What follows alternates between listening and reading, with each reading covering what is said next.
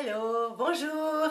Toujours un plaisir de venir partager un verset de la parole avec vous. Toujours un plaisir, tellement j'aime cette parole et je la serre sur mon cœur pour ne pas pécher contre elle.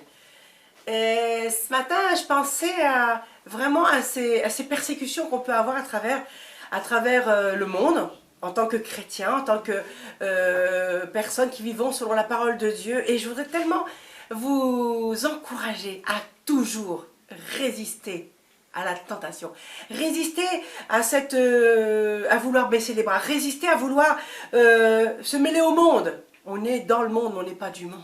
On est dans le monde, mais pas du monde. Et c'est ça que je voudrais partager avec vous, parce que nous sommes des citoyens du ciel, mais nous vivons ici sur la terre. Et c'est vrai que nous vivons dans un monde qui va dans un déclin terrible, où le bien est mal, où le mal est bien. Et c'est difficile, nous qui sommes engagés avec le Seigneur. Et vraiment, je voudrais tellement vous encourager à travers la vie de Daniel. Alors que je parcourais le livre de Daniel, alors que je parcourais cet homme qui était de la même nature que nous, dit la parole. Parce que ce qui nous a été laissé en écrit, c'est pour édifier notre foi, c'est pour nous apprendre à connaître, à savoir qui est notre Dieu. C'est pour ça qu'un testament nous a été laissé. Et à travers la vie de Daniel, j'ai été beaucoup interpellée. Daniel, et sous le temps du roi Darius, a été vraiment mis à contribution. On a voulu vraiment mettre sa foi à mort. Et Daniel était un homme convaincu. Et c'est ça souvent que nos églises manquent de nos jours. On manque vraiment de gens qui ont une conviction. On a des adhérents, on a des gens qui participent, qui viennent, on vient plus, on vient partager la parole de Dieu, mais après on ne vient plus, il y a un fait dans la vie qui est arrivé, on baisse, non, je ne sais pas si Dieu existait, si Dieu était là, si Dieu. Mais Daniel était un homme convaincu, un homme qui avait réalisé que le Dieu qu'il servait était un Dieu tout-puissant. Et alors que le roi Darius, vous pourrez lire dans le livre de Daniel au chapitre 6, alors que le roi Darius envoie des satrapes et met des gens pour faire une sorte de police, pour voir ce qui se passe dans son royaume, on voit que Daniel reste inflexible, que Daniel connaît son Dieu, que Daniel, rien ne l'empêche d'être en relation avec son Dieu. Il nous a dit que 3 fois par jour, il ouvrait sa fenêtre face à Jérusalem et il cherche Dieu, et il parle avec son Dieu 3 fois par jour. Il est là, il n'a pas honte. Et voilà, on voit que c'est ceux de la cour du roi veulent le faire tomber. Ceux qui sont près du roi veulent, mais ils ne trouvent rien. Il nous a dit qu'on ne trouvait rien de moche, rien de mauvais dans la vie de Daniel. Est-ce que c'est pareil pour vous? Est-ce que dans votre vie on ne voit rien qui puisse faire une interférence avec le ciel? Et souvent c'est difficile parce qu'on se dit chrétien, on a les atouts, on dit qu'on est chrétien, mais souvent, oh là, comme les choses ont besoin d'être encore réglées dans nos vies, comme les choses ont besoin d'être mises à la lumière de la parole de Dieu, en ordre avec la parole de Dieu. Je vois tellement de gens qui se disent chrétiens, qui mentent encore abusément, qui trompent encore abusément, qui font des faux témoignages encore abusément, et qui sont dans le moule du monde, qui sont là, comme le monde, on parle comme le monde, on s'habille comme le monde, on fait comme le monde. Alors qu'on est dans le monde, mais on n'est pas du monde. On a un roi qui est saint, un roi qui est grand, un roi qui est majestueux et qui veut qu'on applique sa parole partout où nous sommes. Mais Daniel l'avait compris. Et Daniel, on ne trouvait rien de moche dans sa vie, on ne trouvait rien qui était en adéquation avec la parole, avec ce qu'il vivait. C'était un homme qui était dans la transparence face aux autres. On pouvait l'accuser de rien, mais c'était un homme qui avait connu son Dieu et qui connaissait son Dieu. Connais-tu ton Dieu? Connais-tu ce qu'il attend de toi? Est-ce que ta vie est vraiment en accord avec ce qu'il t'a laissé, ce qu'il t'a légué comme testament? Est-ce que tu pratiques le bien? Est-ce que tu pratiques l'amour? Est-ce que tu pratiques la douceur? Est-ce que tu pratiques la bienséance? Est-ce que tu pratiques toutes ces choses qu'il te demande de faire autour de toi? Daniel avait un cœur selon le cœur de Dieu. Et on voit que Darius il est vraiment mal, ce roi, parce que les autres viennent lui dire: Eh roi, Daniel n'est pas soumis à ton décret, Daniel ne veut pas se plier. Daniel ne veut pas. Daniel, non, non, non, il reste fidèle à son Dieu. Et il ne veut pas prier les dieux que tu lui imposes. Est-ce que toi, tu es fidèle au Dieu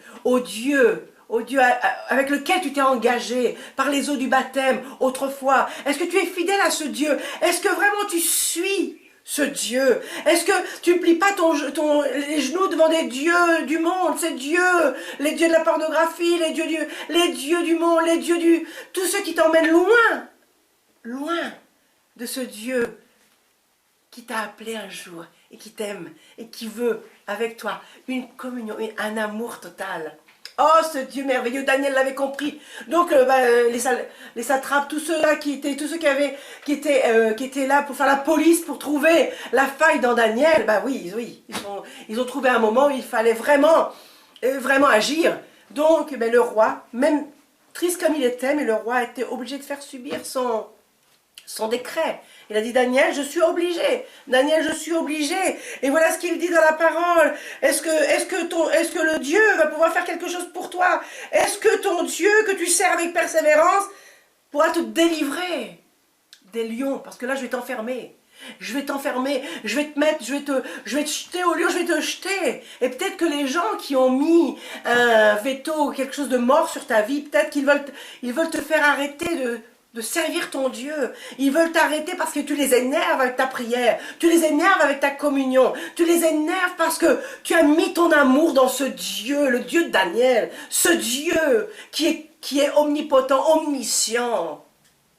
Et peut-être que ceux qui sont autour de toi, ils s'agitent et ils n'ont rien trouvé de mauvais dans ta vie. Ils n'ont pas trouvé de choses pour te faire tomber. Et ils vont voir l'ennemi pour dire, oh là là là là, je voudrais tellement qu'elle arrête, Qu'est-ce qui peut être en désaccord avec la parole de Dieu sur sa vie? Et non, ils ne trouvent rien. Alors, le roi Darius vient voir Daniel et dit, écoute, je suis obligé de te livrer parce que j'ai rien trouvé. Puisse ton Dieu te sortir de la fosse au lion. Puisse ton Dieu. Et il nous dit que le roi même a été agité, le roi a jeûné. Il s'est levé très tôt le matin. Et alors qu'il est venu, il avait scellé la fosse au lion avec une grosse pierre, avec le sceau des grands et le sceau du roi, pour que personne ne vienne toucher. Et on voit que le roi arrive le matin, l'homme il vient puis il fait... Daniel, est-ce que ton Dieu, est-ce que celui que tu sers honnêtement, est-ce que ton Dieu a pu faire quelque chose? Et Daniel répond, avec amour, oh oui, il est venu me sortir de là, il est venu, il a fermé la gueule des lions, mais bien sûr que celui que je prie est vivant, mais bien sûr que celui que j'adore, il est tout puissant, mais bien sûr celui que j'aime, il peut fermer la gueule des lions. Quels sont les lions qui t'entourent? Peut-être que les lions ont la forme d'un mari méchant, une femme méchante. Peut-être que les lions qui t'entourent, c'est des voisins qui te persécutent. Peut-être que les lions qui t'entourent, ce sont des chrétiens qui t'embêtent. Peut-être que les lions... Tu les connais, les lions qui sont là pour te mordre, qui sont là pour dévorer ta foi. Mais alors que les ennemis ont cru que... Alors que tous les satrapes, tous ceux qui avaient été pour ruiner la vie de Daniel étaient là auprès du roi pour oppresser, pour dire non, il ne faut pas que Daniel soit, il faut pas que Daniel soit, innocenté comme ça, non, il n'obéit pas au décret, il faut qu'il paye. Mais celui qui veut sortir de là, c'est le Seigneur. Le Seigneur. Et alors que tout le monde croit que tu es mort, tout le monde croit que tu n'as plus de ministère, tout le monde croit que tu n'as plus d'appel, tout le monde croit que tu es inefficace. Le matin vient, et voilà qu'avec le matin vient la bonne nouvelle. Et non, les lions n'ont pas pu te bouffer. Oh, bon, c'est pas très correct, mais c'est tellement sorti de mon cœur. Ils n'ont pas pu te dévorer, Daniel, mais non. Il était trop dur à manger.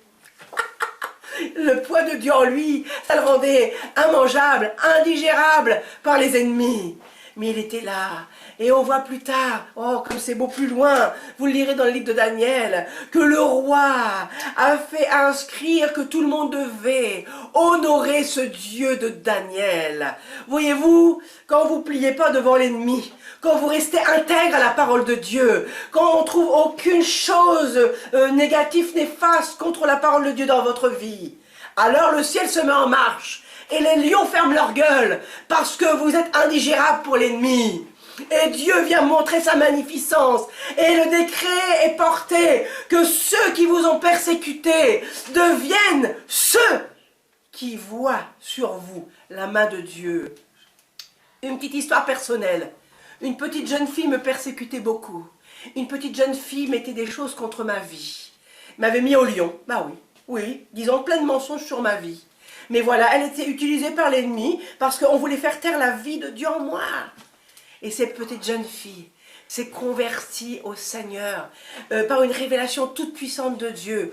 Elle a été dans une église catholique, l'Esprit Saint est tombé sur elle et lui a révélé que Jésus était Jésus, le Jésus ressuscité. Et alors qu'elle pleurait sur son péché, sur sa condition de vie, sa vie a été transformée. Et alors que j'ai été en contact avec elle récemment, elle m'a dit, je ne sais pas pourquoi, je cherchais des défauts, je voulais à tout prix vous accuser pour arrêter l'appel de Dieu sur votre vie. Mais c'est moi maintenant, je suis devenue convaincue de ce Messie que vous servez, parce que ce n'est pas vous qui m'avez convaincue, c'est lui-même qui est venu me convaincre, à travers votre vie, mais à travers sa présence dans ma vie. Et maintenant, c'est elle qui parle de moi autour d'elle, pour que les gens entendent le message de l'évangile. Oh, le Dieu de Daniel est le même. Il ferme la gueule des lions quand vous êtes irréprochable face à la parole de Dieu. Et il vous met en position de force et de victoire. Il nous est dit dans la parole de Dieu que Daniel avait un esprit supérieur. Pas en orgueil, non, mais à cause qu'il avait l'autorité de Dieu, à cause qu'il avait la faveur de Dieu, à cause qu'il avait l'amour de Dieu. Il n'a pas plié les genoux devant les faux dieux. Il le pliait juste devant ce Dieu qui pouvait fermer la gueule des lions, devant ce Dieu qui pouvait accomplir le miracle. Oh, mes bien-aimés, soyez comme moi. Soyez convaincus et prenez le Dieu de Daniel, le Dieu des Écritures, et commencez à revenir vers Dieu. Pliez pas le Dieu devant les menaces terroristes, les menaces qu'on vous dit arrêtez d'aimer Dieu, arrêtez, faites comme le monde, parlez comme le monde, vivez comme le monde. Non, ça c'est de mensonge. Restez fidèles à l'application de la parole de Dieu. Aimez votre Dieu de tout votre cœur, toute votre force, de toute votre âme, de toute votre pensée. Et alors c'est lui-même qui fermera la gueule des lions. Et rien, aucun mal ne vous sera fait. Il nous a dit que quand Daniel est sorti de la fosse, il n'y avait aucune griffure, il n'y avait rien. Il y aura juste une nuit mis à l'écart, mais dans la confiance de Dieu. Seigneur, tu bénis ceux qui m'écoutent, tu bénis ceux qui m'entendent. Et alors que la pression est dure autour d'eux, alors que la persécution se fait, Seigneur, qu'ils sachent que s'ils restent confiants en toi, qu'ils te recherchent, Seigneur, comme Daniel l'a fait, c'est toi-même qui fermeras la gueule des lions. Au nom de Jésus, j'ai prié. Amen.